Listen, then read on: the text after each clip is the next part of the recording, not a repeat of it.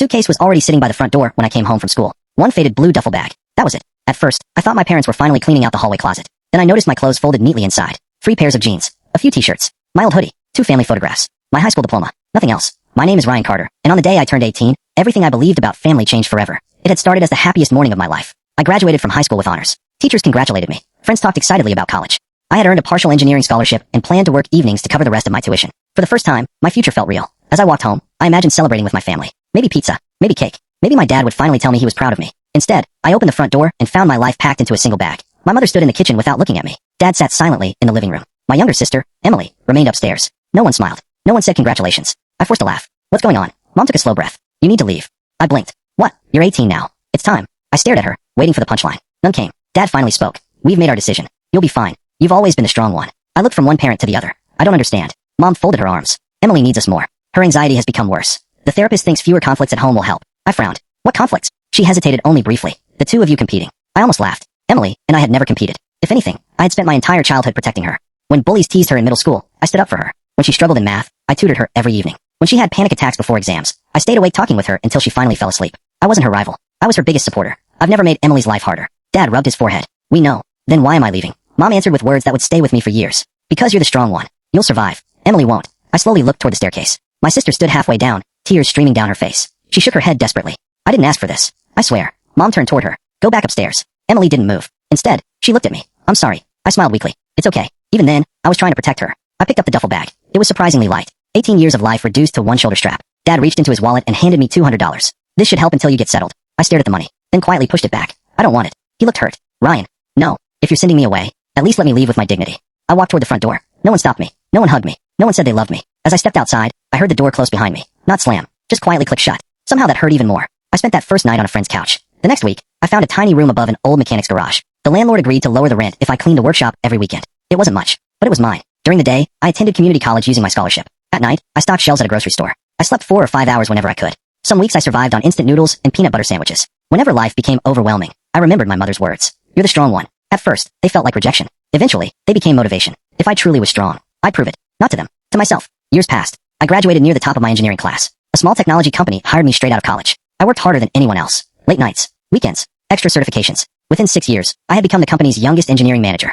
By 30, I helped launch my own renewable energy startup with 2 former classmates. The business grew slowly at first. Then one contract changed everything. Within 3 years, our company expanded across several states. For the first time since leaving home, I bought a house. Not a mansion, just a comfortable home with a workshop in the garage. Exactly the kind of place I'd always dreamed of owning. Through all those years, I heard almost nothing from my parents. A birthday text every now and then. A Christmas card signed only with their names. Emily occasionally messaged me online. She apologized every time. I always told her the same thing. You don't have anything to apologize for. Because she didn't. Then, exactly 12 years after I walked out carrying one duffel bag, my phone rang. It was my father. His voice sounded older. Smaller. Ryan, I think it's time you came home. I had no idea that walking back through that front door would uncover a family secret my parents had hidden for decades. One that would completely change my understanding of why they believed sending me away was the only way to protect my sister. For several seconds, I couldn't answer my father's phone call. 12 years.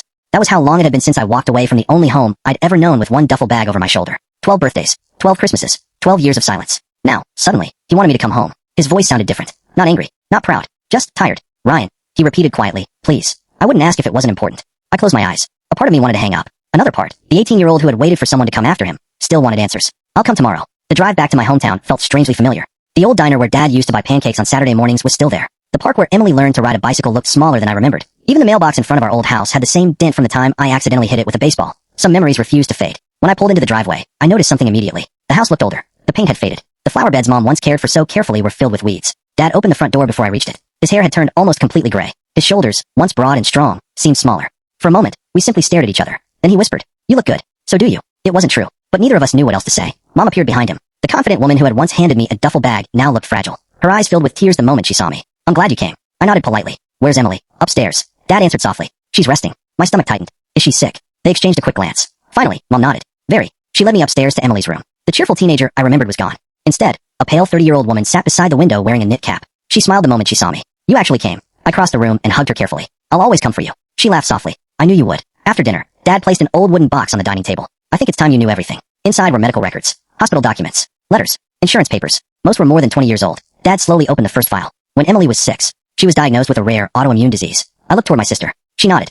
The treatments were experimental and expensive. Mom continued. Our insurance stopped covering them. We lost almost everything. Dad rubbed his forehead. The bank was preparing to take the house. I frowned. I still don't understand. He looked directly at me. The scholarship you earned included housing, food, medical insurance. You had opportunities. He turned toward Emily. She didn't. Mom quietly wiped away tears. We believed if we tried to support both of you, we'd lose everything. I thought you were strong enough to build your own life. I was terrified Emily wouldn't survive without us. I stared silently. So instead of asking me, you decided for me.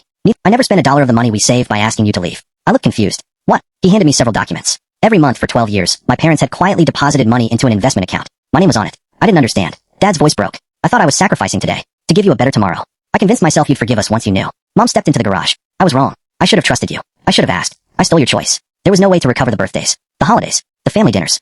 Tom doesn't give refunds. A week later, Emily asked if I'd drive her to one of her treatments. During the ride, she smiled sadly. You know what I remember most? What? The day you left. I watched from my bedroom window. I wanted to run outside, but Mom wouldn't let me. She looked out the window. I thought you hated me. I never did. I loved you too much. She quietly cried. So did I. Months passed. I began visiting every weekend. Not because the past disappeared, because healing requires showing up repeatedly. Dad started helping in my workshop. Mom cooked Sunday dinners again.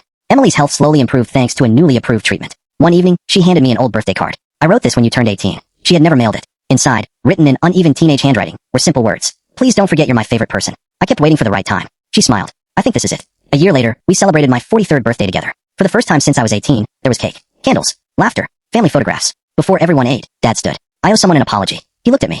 I thought strength meant carrying pain without help. I was wrong. Real strength is trusting the people who love you enough to carry it with you. He hugged me tightly. Something inside me finally relaxed. Not because the past had changed, but because the truth had finally replaced the silence. Looking around the table, I realized something important. My parents had been wrong when they said I was the strong one. Strength wasn't why I survived. Love was. The love I chose to keep for a sister who never stopped missing her brother. The love that allowed forgiveness to grow where resentment once lived. And the understanding that family isn't measured by the mistakes people make. It's measured by whether they're willing to spend the rest of their lives trying to make those mistakes right.